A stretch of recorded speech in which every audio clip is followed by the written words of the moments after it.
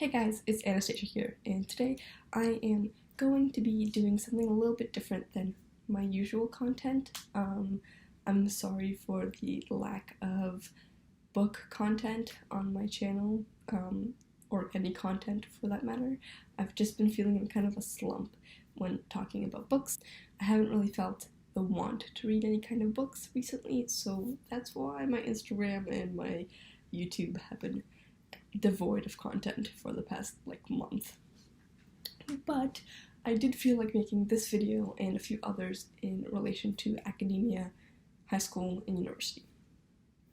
So if you're not interested in this content, sorry. I'll try to get back into books. I was also thinking about doing some film and television content, because although that isn't books specifically, a lot of the things I would talk about in a book or in a story is also in film and television, so I feel like that's still close enough to what kind of my content is, while still kind of expanding. But for now, I want to talk about school, so that's what this video is.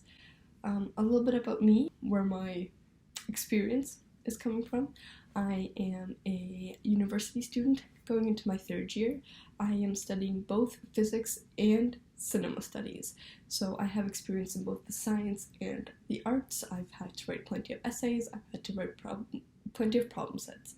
I go to a relatively big university, and by relatively I mean I go to a big university in Canada, in Ontario, and my public education happened also in Canada, Ontario. So I don't know education systems outside of Ontario or Canada. So I don't know about American education or any kind of global education, as well as provincial. I don't know how it differs. I don't know how it's the same. That's where I'm coming from.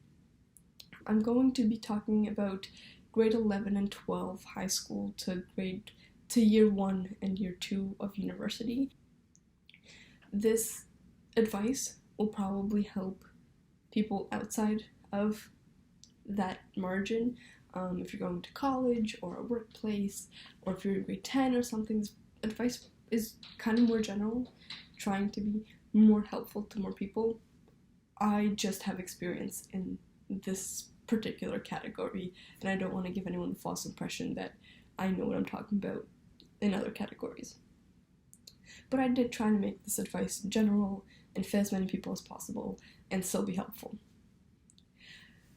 Also, before I start giving my tips, I want to say that these kind of tips are more like future planning, big picture types of tips. I'm assuming you know how you like to study and that you should study, and all those things. If you want to hear how I study, that'll be a separate video. Hopefully I'll post before September starts. But I will talk about that as well. If you want some inspiration or some new ways of studying or new ideas or something like that, I will post that. But that's going to be about how I study specifically, not how I would recommend people to study, because everyone's different. So again, these tips are more general, more big picture kind of tips. I will start off with high school tips first. So if you don't want to listen to the high school tips, I'll post a time code somewhere around here where university tips start. So if you're not interested, just skip on over, and that's where university tips start. Otherwise, let's get started. I have written down my tips because last time it was a mess. I tried to make this video multiple times. So let's get started. First tip, and this one's a little bit obvious, but I didn't really start thinking about this until grade 12, if even then. So this is kind of if you haven't started thinking about this, you might want to start. Start thinking about what you like to do. Start thinking about what you're good at, and don't put pressure on yourself to try to get into a field that you're passionate in, because that might not always work out. It didn't work out for me personally. I'm not absolutely passionate about the programs I'm in, but I do really like to learn about them. I do really enjoy them, so hence why I'm in them. But do start thinking about, hey, I'm good at math, or I'm good at planning stuff, I'm good at analyzing stuff, I'm good at small micro details and stuff like that, and start applying them to the units or the topics that you learn in high school from grade 9 to grade 12. This can change. It has changed for me on multiple occasions, but do start thinking about what you like to take. So, for example, I really like numbers. I'm good at math. I like math. Hence, I got into physics. So yeah, think about what you enjoy learning about. It doesn't necessarily have to be a certain topic. It can be just like, I like historical events. And then look at what contains historical events. Obviously history, but also cinema studies, for example, has historical events. Psychology, there's a big history in psychology that will be taught. So, look at where your interests lie and where your skills lie, and kind of try and find a way to combine them both to be able to pick a program that you like. 2, if you have a university or college of choice, I would recommend going to any events they're holding for high school students or any tours they're hosting, and stuff like that. Obviously, this depends on time and distance away from your college or university and things like that, but a lot of colleges and universities now are getting virtual tours, especially with COVID, and there's a bunch of different online events. It's usually through Facebook, but sometimes on different platforms that hold where you can ask questions, talk to different students, things like that. That will definitely give you the sense of the university, the college, the workplace. And I feel like atmosphere in a college or university is important. You can kind of get the gist of the university or college or workplace. So I do recommend trying to either go out or try to find events that are online to be able to look around. And start in grade 11, because that gives you a little bit of buffer time to decide if you actually want to go to this college or not. Tip number 3, and this is the last tip, if you get the chance with your school, and I know with COVID it's going to be a little more difficult, but if you get the chance to go on a field trip or join in on a Zoom call with a different university or something, take the opportunity. It doesn't even necessarily have to be the college or university of your choice, or maybe you're not even planning on going to college, you're planning on going to university, but there's this college that's holding this like little event where you get to sit in a classroom and stuff. I would recommend going. 1, you get a little bit more experience, and maybe you do end up liking the college more than the university, which is great. But 2, you also kind of get that experience of just being in a higher education atmosphere, or you get to see like kind of the differences between high school and university/college, and you kind of get to see outside of the bubble that you're in. So that was my high school tips. Now I'm going to move on to my university tips. So hi, university people, if you skip to this timestamp or if you want to keep watching, that's great. I had 3 tips for high schoolers. I'll also have 3 tips for university/college students. Again, I'm trying to make this as general and helpful as possible. First years, and I guess second years if it's possible for you, but first years specifically, if you can, go to orientation. I know a lot of orientations this year specifically are online, and I know that they still cost a decent amount of money. So if you're not able to, whether it's time-wise, internet-wise, or money-wise, it's not the end-all be-all. I don't want you to feel like this is the thing you have to do. But I do recommend going if you're like on the fence experience-wise, because even if this isn't the ultimate experience for you, I think it's still important to be able to talk to people and socialize and get to know some of the people that might be in your classes or your university or your college or something like that.